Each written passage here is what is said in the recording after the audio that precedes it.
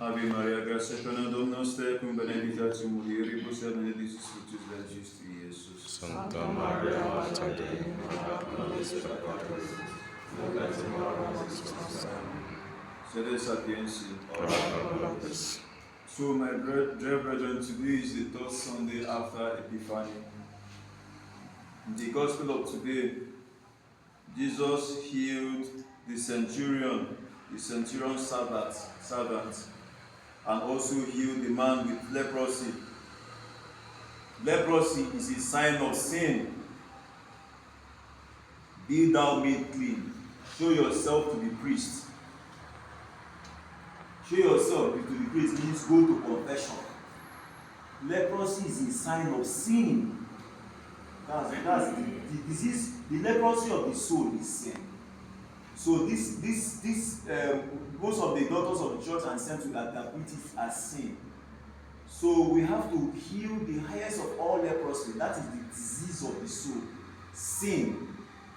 We have to run away from it.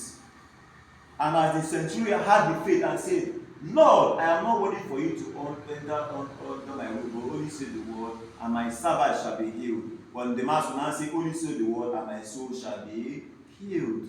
It is from these solemn words of the centurion, these words of faith, that we had to put it in that the Catholic Church adapts these same words to put it in the Mass. It's part of the Mass. And for our Lord Jesus Christ to explain, this kind of faith cannot even be found in Israel. And also, in the episode of today, we are being reminded on how if we truly want to obtain forgiveness from God, just like we are trying to get the leprosy from our soul to be cleansed, we have to not show evil for evil. We have to show good for evil. Because if we want to obtain forgiveness from God, we have to forgive others. We don't measure out to people what they met out to us. If someone met out evil to you, don't give back the same measure. Don't.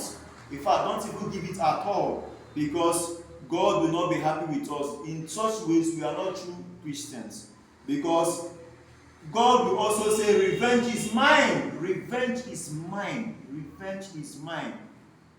The best form of revenge in this world is to allow God to take revenge for you. Do not curse. Do not revenge. God will revenge for you in His own time. Forgive your enemies. Love your enemies. Our Lord Jesus Christ will say in another place, love your enemies and do good to them. Pray for those who persecute you. Free your mind. Because most times what kills us, both spiritually and materially, is when we carry a lot of burdens in our mind and in our hearts. We carry a lot of burdens. Unburden yourself of hurts, ill feelings. Unburden yourself of them. If you keep burdening yourself with ill feelings and hurts, of hatred, you will get sick. Not just spiritually, even sometimes you get high BP, hypertension. Because you are thinking of what somebody did to you and what not. Even sometimes, it's so terrible that some people, even on their sickness, they are still swearing and still trying to hate. It's terrible. Unburden yourself from evil, from hurt, from unforgiveness, from revenge. Because truly revenge is for God. Be not overcome by evil, but overcome evil by good. Always. Father, forgive them, for they don't know what they do. Did he show any form of insult? No. Did he insult the soldiers who spat on him during when they were crying in tongues? No. When they were beating him, did Our Lady say any form of revenge or stop the soldiers from piercing his eyes? No. This is the sign that we are truly Christians. The cross, the crucifix, the cross we must carry daily.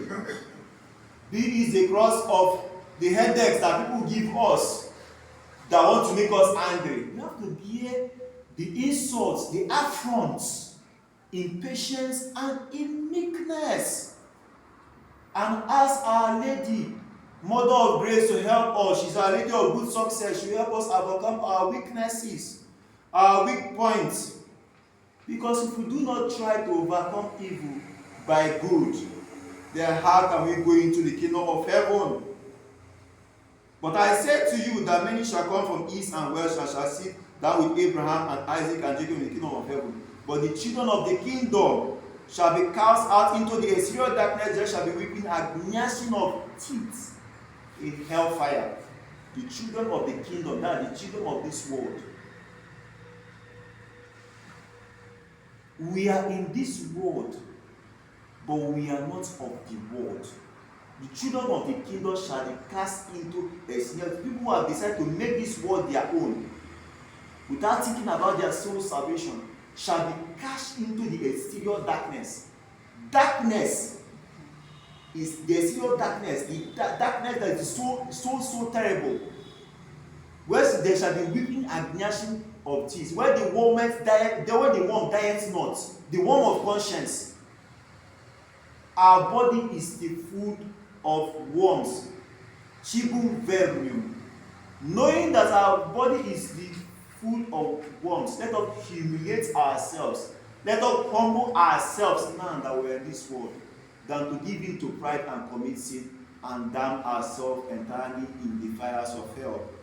Let us commend ourselves always to our Blessed Mother, the Virgin Mary, to Saint Joseph, to help us with the grace to persevere. It's one thing to practice virtue, is in another thing to persevere in the practice of virtue and the practice of the spiritual life, the practice of the commandments of God. So let us beg them for them to help us the grace to frequent the sacraments, confession, the sacrament of the Holy Eucharist, and receive ourselves back to God always and be in constant peace, in constant state of grace with God, so that if we die at any second, we'll be united with God and our Blessed Mother Virgin Mary and all the angels and saints in eternity. O Mary, conceived without sin. Pray for us who are lost. O Mary, conceived without sin. Pray for us who are lost. O Mary, conceived without sin. Pray for us who are lost. Jesus, Mary, and Joseph, I love you. Jesus, Mary, and Joseph, I give you my heart and my soul. Jesus, Mary, and Joseph, assist me in my last agony and death. Jesus, Mary, and Joseph, may I be for my soul in peace with you. And the battery set free, the spiritual sanctity.